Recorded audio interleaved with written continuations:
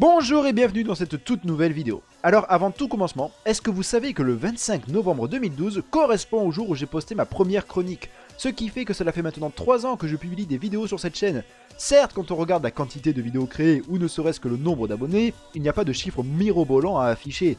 Mais tout de même, j'avais envie de marquer le coup par une vidéo spéciale, parce que même si, ne nous voilons pas la face, il y a encore beaucoup de chemin à arpenter afin de fournir un vrai contenu de qualité, j'éprouve depuis un certain temps pas mal de satisfaction du résultat de mes créations, ce qui n'était pas réellement le cas au début, puisque c'était bien plus tâtonnant, et la régularité était vraiment extrêmement aléatoire, pour dire ça de manière très gentille. Ainsi, pour marquer cet événement, plusieurs choix s'offraient à moi. J'aurais pu opter pour une FAQ, mais comme je pense que le tout n'aurait pas dépassé les 30 secondes, cela n'aurait pas eu un grand intérêt. J'aurais pu alors ensuite chroniquer un film spécial, comme un putain de chef-d'œuvre qui défonce, ou un film réalisé par une personne qui aura grandement contribué à forger ma perception du cinéma, ou même mieux, un film renvoyant directement à ma toute première création, ou même encore mieux, l'idée de génie, un film avec une actrice fabuleuse qui aura su m'émerveiller pendant des années. Enfin, si je l'avais pas déjà fait. Ou alors carrément, je vais faire juste une vidéo sur cette actrice. Enfin voilà, plein d'idées. Et c'est ainsi que j'ai décidé de faire un top. Ouais, c'est un petit peu facile, mais bon, je fais encore ce que je veux, parce que c'est quand même un petit peu mon anniversaire après tout. Et puis de toute façon, c'était soit ça, soit je faisais une vidéo de 45 minutes sur Emma Watson. Hein? On va plutôt choisir le top, je suppose. Voici donc un top 10 sur les choses que j'aimerais ne plus entendre à propos de certains films. Durant notre existence, nous sommes souvent confrontés à des propos que l'on entend ça et là sur des sujets divers. Musique, littérature, cinéma, politique, religion, etc. etc. Et forcément, il est fréquent d'entendre des choses sur lesquelles nous ne sommes pas d'accord. Et il arrive même que ces choses sur lesquelles nous ne sommes pas d'accord nous horripilent et nous donnent envie de fracasser notre crâne contre un mur ou celui de notre interlocuteur. Et là, on pourrait me rétorquer que c'est ridicule parce que, après tout, chacun a ses goûts et qu'il faut respecter. Mais j'ai envie de dire que oui, mais en un sens non, tout le monde est comme ça, il est normal quand on est passionné d'avoir un point de vue que l'on a envie de défendre. Bien sûr, cela n'exclut pas d'écouter ce que l'autre a à dire, mais parfois, dans quelques cas, la seule réaction que l'on a, c'est de se dire que ce que l'autre raconte, c'est quand même complètement con. C'est quand même un film hollywoodien pas terrible. Prends un blockbuster américain comme ça, assez pâteau, 2 fois trop long, je suis d'accord avec Eric, avec vraiment du gothisme, sans aucun intérêt pour gamine de 8 ans, enfin... Et puis en plus, généralement, j'ai pu observer que les premiers à sortir le sempiternel argument du « chacun ses goûts » étaient les premiers à se montrer tatillants quand l'on touchait à quelque chose qui leur tenait vraiment à cœur. Voici donc pourquoi aujourd'hui je vais revenir à certaines critiques adressées, à propos de certains films, que j'assimile à des clichés, et qui ont un peu tendance à m'agacer. Peut-être serez-vous d'accord avec moi, mais peut-être que vous ne le serez pas, peut-être même que vous serez d'accord avec les trucs qui m'énervent, eh bien ce n'est pas grave. Et c'est parti. Numéro 10, le Hobbit est une trilogie faite pour de l'argent. Là nous commençons immédiatement sur des chapeaux de roue, en attaquant par un bon gros morceau. Vous n'êtes pas sans savoir que cette seconde trilogie, adaptée de l'œuvre de Tolkien, signée Peter Jackson, n'aura pas connu les mêmes louanges accordées à sa grande sœur. Si dans le cas du Seigneur des Anneaux, presque tout le monde s'accorde à dire que ça déchire sa putain de race, dans le cas du Hobbit, rares sont ceux à être aussi enthousiastes. Et il est fréquent d'entendre à cet égard que le Hobbit n'est qu'une trilogie créée dans le seul but de profiter de la hype autour du Seigneur des Anneaux et de l'univers de Tolkien, afin de rapporter toujours plus de pognon. Et qu'ainsi, si l'on s'était retrouvé avec 3 films au lieu d'un seul, cela n'était que dans le seul but de faire du fric, un peu comme si l'on avait confié le projet à Charlie Bell.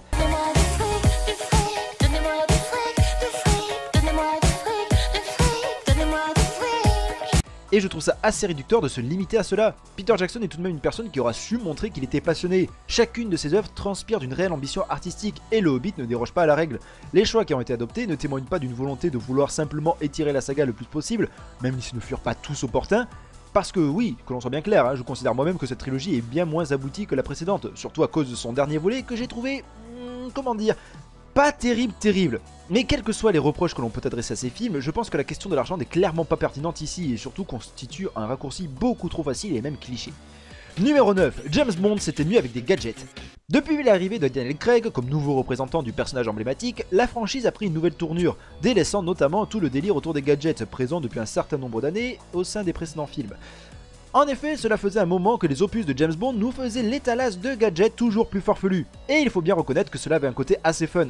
Forcément, le fait d'avoir littéralement mis de côté ce délire avec les gadgets n'a clairement pas plu à tout le monde, et c'est ainsi que des protestations parmi les fans, du moins de ma génération, s'élevèrent à l'encontre des films avec Daniel Craig, prétextant que cela dénaturait l'esprit de la saga.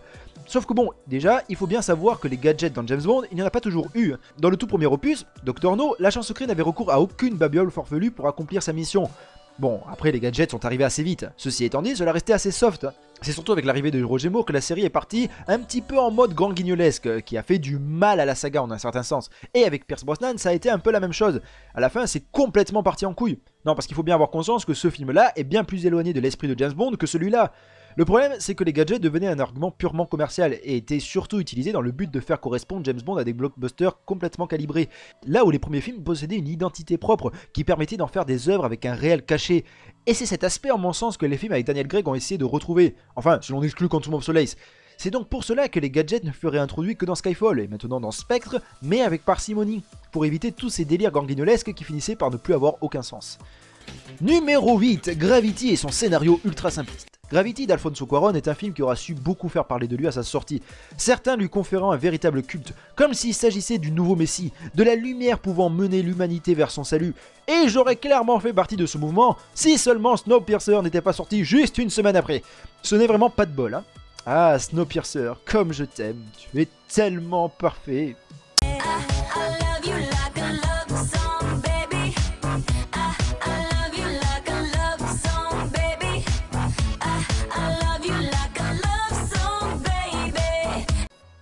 Ah oui, pardon, Gravity. Malgré cet engouement, Gravity a eu à subir quelques retours bien négatifs, qui, vous vous en doutez, ont principalement été adressés à l'encontre de son scénario. Quoique certains auront réussi à se plaindre de la qualité visuelle du film. Mais il faut de tout pour faire un monde, comme on dit. Donc pour en revenir au scénario, alors déjà il faut bien comprendre que le film est bien plus abouti qu'il n'est paraît et renvoie des thématiques tout à fait intéressantes. Mais bon, comme je n'ai pas non plus faire genre que je m'étais rendu compte de tout par moi-même, je vous renvoie à la chronique de Monsieur Bobine consacrée au film, allez-y, c'est super intéressant. Non, ce que je me pose comme question, c'est bien de savoir ce à quoi les gens qui fustigent le scénario s'attendaient. Le principe de Gravity est d'avoir un pitch très épuré, puisqu'il s'agit de nous montrer une femme affectée par un traumatisme ancien qui va devoir survivre dans l'espace et revenir sur Terre. Une sorte de double combat en somme, hein, à la fois intérieur et extérieur. Et forcément, tout passe par l'image, par l'immersion que celle-ci procure. Et je conçois tout à fait que l'on puisse rester de marbre, ne pas se sentir impliqué, mais de là à crier au scandale en prétextant que le scénario est inexistant, eh bien non, il est en parfaite adéquation avec ce que le film veut nous raconter, en l'occurrence un survival dans l'espace. Cela ne va pas développer une thèse sur l'effondrement du capitalisme et l'établissement d'un nouveau modèle économique. Le fait de vouloir faire compliqué a parfois mené à bien des désastres. Numéro 7, Inception, c'est trop complexe comme film. Ah, le fameux Christopher Nolan, un réalisateur que j'aime beaucoup et dont je compte consacrer une chronique sur lui, donc je vais essayer de ne pas trop en dire maintenant, mais en gros pour faire simple, on attache très souvent à Christopher Nolan cette idée qu'il fait des films extrêmement compliqués et qu'il est difficile de tout saisir. C'est surtout à propos d'Inception que l'on a pu voir fleurir ces remarques. On entend fréquemment qu'Inception est complexe. Et là je me demande vraiment pourquoi, parce qu'Inception dispose en effet d'un univers assez difficile à appréhender de prime abord, mais le film passe tout son temps à nous expliquer les règles de son univers, notamment par les présences d'Ellen Page, qui est celle qui découvre tout ce monde. Et même avant son arrivée, tout le passage avec Saito est déjà une première amorce pour nous exposer ces règles, le fait que l'on puisse par exemple voir un rêve emboîté dans un autre. Le film donne toutes les clés à son spectateur afin d'être compris, et ce de manière très ludique, hein, ce n'est pas du tout un reproche que je suis en train de faire. Car si Inception est l'un de mes films favoris de Nolan, c'est qu'il arrive selon moi à être parfaitement clair sans non plus être pompeux, comme pouvait l'être par exemple par moment Le Prestige, qui à force de vouloir nous faire bien comprendre tous ses tenants et aboutissants, avait une narration assez lourdingue. Tout ça pour dire qu'Inception est un film limpide, je n'ai jamais eu la sensation de me sentir perdu en le visionnant, et pourtant je ne dispose clairement pas d'une intelligence supérieure à la moyenne. À titre d'exemple, il m'est arrivé il y a quelques jours, lors d'une conversation téléphonique, de me demander où était le téléphone que j'étais en train d'utiliser. Donc voilà, si j'ai réussi à comprendre le film, c'est à la portée de n'importe quel être humain. D'autant que généralement, ce que l'on nous sort pour nous dire que le film est dur à comprendre, c'est que l'on n'arrive plus à savoir dans quel niveau de rêve on se situe. Parce que justement, dans ce film, il y a plusieurs niveaux, et de réalité et de rêve, et qu'on est perdu dans un labyrinthe, dans un dédale. Sérieusement? Non, parce que là, il y en a juste 4. Le premier se passe en ville, le deuxième dans un hôtel, le troisième en montagne et le dernier dans une ville fantôme. Quelque chose d'assez facile à distinguer. En réalité, la seule chose qu'Inception nécessite pour être compris, c'est de le regarder. Voilà tout. Numéro 6, les suites de Matrix, c'est du caca. Matrix est un film qui aura indéniablement marqué la culture, il s'agit pour certains d'une référence absolue. En tout cas pour ma part ça l'est, le premier est d'ailleurs l'un de mes 3 films favoris. Et là du coup tu te demandes sûrement quels sont les 2 autres. Eh bien c'est La Communauté de l'Anneau et The Dark Knight. Et j'espère que tu es heureux de le savoir. Et si ce n'est pas le cas, et que tu t'en fous, bah tant pis. Ceci étant dit, si le premier film connaît de nombreux louanges, et encore que, on ne peut pas dire que c'est le cas pour les 2 opus suivants. Oui en gros, puisque là aussi on se retrouve avec cette même critique concernant le fait que les films n'ont été faits que dans le seul but de rapporter de l'argent. Et une fois encore, je trouve ça bien trop facile comme argument, d'autant plus que Matrix aurait été pensé dès l'origine pour être une trilogie, même si là je n'en suis pas tout à fait sûr puisque je l'ai juste entendu. Surtout que l'on ajoute de manière récurrente que ces films n'ont absolument rien à raconter, et je ne suis pas du tout d'accord. Et comme je partage quasiment le même avis sur la question que MJ Presenter, je vous renvoie à l'épisode de Parlons Cinéma sur Matrix. Mais pour résumer, le second film est bien. Il aborde des thématiques de manière bien plus bancale que le premier opus, mais dispose de suffisamment d'éléments intéressants pour approfondir l'univers, un peu comme le montre le passage avec l'architecte qui parle de la notion de prophétie, qui n'est qu'un leurre pour donner de l'espoir aux hommes afin de leur donner l'illusion d'un sens à leur existence. C'est à la fois pertinent et intelligent. Et puis même, visuellement, c'est carrément cool. Alors on aime bien fustiger dans ce cas certains effets visuels qui ont mal vieilli, mais merde, dans l'ensemble, le film nous offre des scènes d'action ultra fun, super chorégraphiées, inventives, et qui pour la plupart n'ont pas vieilli. Et concernant le troisième volet, là je suis d'accord que c'est assez limité puisqu'il ne s'agit que d'une grosse bataille. Mais une bataille qui nique tout, épique, intense, magistrale, qui en plus est conclue en beauté par un magnifique duel final, quelque chose qui nous propose une réelle émotion. En fait, c'est en voyant Harry Potter 7 partie 2 et le troisième épisode du Hobbit que je me suis rendu compte que Matrix Revolution c'était cool. Non, parce que si vous cherchez des films mettant en scène une bataille dans laquelle on ne ressent aucune émotion, où l'on se désintéresse des personnages, où les morts à l'écran sont aussi impactantes que l'absence d'Emmental dans son frigo, et bien là on a deux beaux spécimens, et même que dans l'un on a en prime un putain de sidekick qui vous fera regretter Jar Jar Binks. Donc voilà, pour Matrix Revolution, j'ai envie de dire que... c'est pas si mal. Numéro 5, Titanic, c'est trop nul parce que tu vois, c'est une histoire d'amour tellement éculée. Titanic, le film aux 11 Oscars. 11 Oscars, est-ce que tu te rends compte à quel point c'est énorme? 11 Oscars. Ça doit bien vouloir dire que le film est un putain de chef-d'œuvre. Bon, enfin, tu me diras, Slumdog Millionnaire a réussi à en avoir 8. Et le discours d'un roi a eu celui du meilleur film alors que The Social Network ou True Grit étaient en compétition. Ou bien évidemment, Les Nouveaux Héros, meilleur film d'animation alors que Princesse Kaguya. Oh, mais je digresse. Titanic est probablement l'une des œuvres les plus connues à ce jour, son succès est immense. Regardez, en France, il a réussi à ne pas être détrôné par Bienvenue chez les Ch'tis, même si quand même je trouve déjà absurde qu'il ait failli l'être. Pourtant, malgré ça, le film connaît de nos jours une popularité de plus en plus décroissante, et en général il est assimilé à un film fade, artificiel et cliché, et on met toujours en avant comme argument le fait que l'histoire d'amour au centre de Titanic est totalement mièvre et cucu. Alors là, forcément, ça devient un petit peu chaud parce que l'on touche à quelque chose que je déplore, à savoir le fait que j'ai le sentiment que de plus en plus, l'on adopte un comportement cynique qui fait que dès que l'on se retrouve face à une œuvre qui a pour intention de nous montrer la beauté des sentiments, eh bien on assimile ça immédiatement de la merde, et je ne suis pas le seul à avoir cette impression. On vit dans une société ultra cynique en ce qui concerne l'amour en général. Dès que t'es devant une scène un peu romantique, premier degré, les gens se marrent, parce que aujourd'hui les bons sentiments c'est risible. Je suis assez d'accord. Donc c'est qu'il doit bien y avoir un fond de vérité. Pour en revenir à Titanic, le film a pour but d'avoir une histoire forte et cela par sa mise en scène absolument incroyable. Le but est clairement de faire ressentir par des images sensationnelles une émotion belle et intense. Ajoutez à cela un scénario très bien pensé mettant cette histoire directement en parallèle avec la notion de hiérarchisation des classes sociales, et en plus un film catastrophe, on obtient un résultat tout à fait sensationnel. Mais voilà, comme le film se veut avant tout beau, eh bien on considère que c'est tout pourri. Parce que si l'on veut de nos jours présenter une histoire d'amour, il faut que les personnages soient tourmentés, totalement déprimés, il faut que leur histoire d'amour soit absolument un calvaire pour eux. C'est à un tel point que tu te demandes pourquoi est-ce qu'ils sont ensemble alors qu'ils ont l'air de se faire chier. Eh bien il n'y a rien de tout ça dans Titanic. Effectivement le film se termine de manière dramatique, mais a pour intention de nous montrer avant tout des êtres qui s'aiment, qui auront vécu de beaux moments ensemble, et que oui, l'amour est plus fort que tout. Et si aimer ce genre d'histoire doit nous faire passer pour une chochotte, une fiotte, une terlouse, eh bien je revendique tous ces titres sans aucune hésitation. Numéro 4, non mais Tintin ça n'aurait jamais dû être réalisé par un américain. Tintin de Steven Spielberg, voilà un film qui aura su susciter les émois avant même sa sortie. De nombreuses critiques acerbes ont dénoncé le fait que l'œuvre d'Hergé avait été dénaturée, car beaucoup trop américanisée. Parce que oui, les Américains nous ont volé Tintin, voyez-vous. Ce qui m'agace beaucoup, c'est tout d'abord le fait que quand on avance cela, on occulte déjà un premier aspect, à savoir que le film a été réalisé par Steven Spielberg, mais aussi produit par Peter Jackson. Mais en plus compte au scénario Edgar Wright et David Moffat. En somme, les personnes derrière E.T., la trilogie du Seigneur des Anneaux, la trilogie Cornetto ou encore Sherlock. Et là je ne te parle même pas du casting, Daniel Craig, Simon Pegg, Nick Frost, Jamie Bell et putain d'Andy Serkis. Ça fait quand même autrement plus rêver que Franck Dubosc par exemple. Ce qui me permet d'ailleurs d'enchaîner sur le second point, à savoir le fait que je ne sais pas trop si on peut vraiment faire une remarque sur la dénaturation d'une œuvre quand on voit les adaptations de bandes dessinées réalisées dans notre contrée. Et puis, dernier point, Tintin ce n'est pas une adaptation à côté de la plaque. Certes ici le mot aventure prend vraiment tout son sens, dans des proportions que nous n'aurions jamais osé espérer, même dans nos rêves les plus fous, ce qui fait qu'il y a un aspect très hors norme dans ces nouvelles aventures, mais quand même on retrouve clairement les personnages de la bande dessinée. Le Capitaine Haddock, c'est le Capitaine Haddock, et il en est de même pour Tintin ou pour les Dupont et Dupont. Surtout que l'on adore par chez nous célébrer Mission Cléopâtre d'Alain Chabat, ce qui se comprend. Mais quand bien même ce film reprend la même trame que l'histoire d'origine, le tout reste très éloigné de la bande dessinée, bien plus que ne peut l'être le Tintin de Spielberg. D'autant plus que certes le film de Spielberg exagère beaucoup, mais il ne faut pas oublier que dans les premiers tomes de Tintin, on pouvait voir ce dernier tuer à la chaîne une vingtaine de gazelles, faire exploser un rhinocéros, communiquer avec des éléphants, ou même avec un singe, et dans ce cas simplement parce qu'il s'était recouvert d'une peau de cet animal. Et encore, là je n'ai pas évoqué le fameux Tintin au pays des soviets, où dans ce cas les exploits accomplis par le reporter sont largement équivalents à ceux du film de 2011. Et à partir de là, nous rentrons dans le top 3. Et ça va devenir un peu plus particulier parce que jusqu'à présent j'ai soulevé des points qui me titillent, mais finalement rien de grave, pas mal de choses qui relèvent de la vision que chacun aura du cinéma. Mais là on s'attaque à quelque chose de plus ardu puisque l'on va évoquer les procès d'intention qui sont faits à l'encontre des films concernant leur morale. Numéro 3, Starship Troopers, film trop pro-militariste.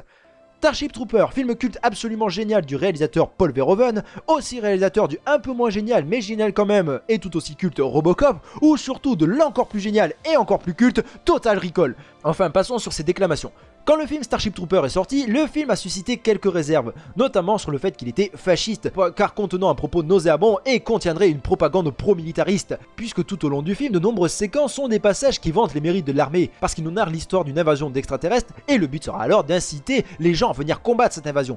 Ce qui me pose problème, c'est qu'il est évident que le film est extrêmement satirique vis-à-vis de cette propagande militariste. Le film exagère à outrance toute cette publicité. Il est évident que quand on voit des enfants s'amuser avec des kalachnikovs, cela n'a pas été fait pour dire que oui, la guerre c'est trop cool, c'est une activité ludique pour les petits et les grands. En plus de cela, il faut compter sur un joyeux décalage entre tous ces spots publicitaires absolument merveilleux et la réalité sur le terrain, à savoir une putain de boucherie ultra violente où l'on peut voir des soldats se faire démembrer dans tous les sens. Le second degré est juste complètement palpable. Je ne comprends pas comment il est possible de passer à ce point à côté de ce que véhicule le film.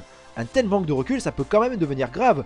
Bon, après, fort heureusement, il s'agit de réactions anciennes. Maintenant, tout le monde sait que le film est d'une ironie tout à fait féroce. Numéro 2, Le Loup de Wall Street, film faisant l'apologie du sexe et de l'argent.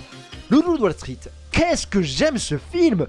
Dès que j'ai vu la bande-annonce, je me suis dit que ça serait une pure tuerie, et putain, je n'ai pas du tout été déçu. 3 heures de pur bonheur, 3 heures qui n'en paraissent jamais. C'est brillant à tous les niveaux, écriture, réalisation, performance hallucinante des acteurs, la claque ultime. Le film qui clôt à merveille l'année 2013, l'année du bonheur cinématographique, où l'on a pu voir fleurir tout au long de celle-ci quelques merveilles indéniables. Mais bon, je ne suis pas là pour vous parler en long et en large de mon amour immense pour ce petit bijou. À l'instar de Starship Troopers, le film fut lui aussi taxé de procès d'intention absolument ridicules. En l'occurrence, le fait qu'il prônerait les vertus de l'argent et du sexe à outrance, qu'il inciterait au luxe et à la luxure en définitive. Au-delà de ça, qu'il aurait un propos sexiste et misogyne. En fait, je pense que c'est qu'il n'y a pas, tout comme dans Starship Troopers, un personnage témoin censé représenter l'œil du spectateur, qui est donc censé traduire à lui seul le point de vue du film, sa morale, ce que doit penser son public. Sauf que le problème de ce procédé, c'est que quand il est mal utilisé, il est extrêmement infantilisant, parce que là, on prend littéralement un spectateur par la main pour bien lui faire comprendre quelque chose, car il serait trop con pour le faire lui-même, pour avoir sa propre opinion sur le sujet. Bon, j'exagère bien sûr, mais tout de même, c'est un petit peu l'idée quelque part. Et le Loup de Wall Street n'a pas fait ce choix de mettre ce genre de point de vue, donc laisse le spectateur penser par lui-même. Ceci étant dit, si l'on analyse 2 secondes le film, on voit effectivement des mecs prendre leurs pieds, mais aussi se retrouver dans un état absolument ridicule. Les deux vont souvent ensemble d'ailleurs. On se retrouve quand même avec un Jonah Hill qui manque de ses touches avec un jambon, ou encore Leonardo DiCaprio qui a bien failli tuer sa fille dans un accident de voiture. Donc là encore, je m'adresse aux détracteurs du film. Vous pensez réellement que ces auteurs se sont dit que c'était trop cool, qu'il s'agissait d'une réelle définition du rêve américain ? Cela semble absurde. Une fois encore, je pense que ce manque de recul peut être grave. Je ne veux pas du tout faire d'élitisme parce que venant de ma part, ce serait quand même l'hôpital qui se fout de la charité, mais le fait est qu'en l'occurrence, je pense que c'est un véritable problème de ne pas du tout cerner l'ironie quand elle est aussi évidente. Et puis, numéro 1, American History X et les remarques xénophobes qui y sont attachées. Là, on aborde un point très particulier parce que je n'ai jamais eu vent, contrairement aux 2 cas précédents, de procès d'intention adressés à l'encontre du film, ou même de critiques virulentes. Non, c'est bien plus viscéral que ça en fait. C'est que le film a été usé par certaines personnes afin d'entretenir un discours raciste. Pour s'en rendre compte, il vous suffit de taper American History X sur YouTube et vous pourrez ainsi rapidement avoir droit à des vidéos créées autour de ce film induisant un message assez nauséabond. Et surtout, les commentaires de ces vidéos sont assez affligeants, comme celui-là, ou celui-là, ou celui-là, ou celui-là, et encore plein d'autres. Et parmi tous ces commentaires surgissent quelquefois quelques rares valeureux héros qui rappellent quelque chose de super important. À savoir le fait qu'American History X c'est un film prônant la tolérance. Parce que oui, le film nous présente un personnage en perte de repère qui appartient à un groupe de néo-nazis, un bon gros skinhead à la fois raciste et antisémite, mais le principe est d'amener ce personnage sur la voie de la rédemption. Dit comme ça, c'est ultra cliché, mais le film est porteur d'un message de tolérance plutôt bien amené. Parce qu'en fait, il ne dresse pas un portrait simple en montrant d'un côté les méchants blancs racistes et les gentils noirs que tout le monde rejette. Non, non, non, le truc n'est pas du tout aussi évident. Le but est de nous montrer ce que la haine a de malsain, mais surtout de comprendre ce qui conduit au communautarisme et le fait que cela concerne tout le monde. Car ici, il s'agit à la base d'ados paumés, qu'ils soient blancs ou noirs, et qui vont chercher à s'affirmer en rentrant en conflit avec les autres. De tout se fratras sur seulement quelques personnes, comme le professeur, qui traduisent une volonté de changement. Volonté qui se traduira surtout par le changement de personnalité du personnage joué par Edward Norton, qui aura pour but de sortir son jeune frère de la situation dans laquelle il se trouvait lui-même auparavant. Donc c'est quelque chose d'assez limpide. Sauf que comme on nous présente un personnage non nazi, eh bien pour certains, cela leur suffit pour cracher leur haine de l'autre, parce qu'ils ne décident de voir seulement que ce qui les arrange. Et autant jusqu'à présent j'ai évoqué des points qui m'énervaient, mais comme j'ai déjà pu le dire, ce sont des choses qui finalement, avec un peu de recul, font partie des charmes des opinions divergentes, se crêper le chignon avec autrui. Mais là je dois admettre que dans ce cas précis, cela me déprime. Le fait qu'un film avec de nobles intentions et un beau discours puisse être comme ça perverti, même si je ne suis pas non plus en train de dire que American History c'est un film sans défaut, la perfection n'existe pas, sauf pour ces films. Mais malgré tout je trouve ça triste, d'autant plus qu'avant de le voir, j'avais vraiment une image négative de celui-ci à cause de tout ça. Donc voilà, ça craint. Merde, je me rends compte que je vais complètement péter l'ambiance avec ce dernier point. En fait, c'était une mauvaise idée de faire ce top pour les 3 ans de la chaîne. J'aurais peut-être dû refaire une vidéo consacrée à Emma Watson. Ou alors un top des 10 trucs les plus débiles dans Prometheus. Quoiqu'une sélection de 10 choses aurait sûrement été impossible à faire. Eh bien soit, j'assume ce choix. En tout cas, cette vidéo maintenant touche à sa fin. N'hésitez pas à mettre pour ceux qui la verront, ce qui vous agace personnellement comme remarque au sujet de certains films. En tout cas, je vous dis merci beaucoup de l'avoir regardé et aussi d'avoir regardé les précédentes. Et je vois que le nombre d'abonnés, de views, de commentaires augmente petit à petit, certes, mais augmente quand même. Et ça fait bam plaisir. Et voilà, merci pour tout ça. À présent, je vous dis au revoir, portez-vous bien et rendez-vous pour une prochaine vidéo.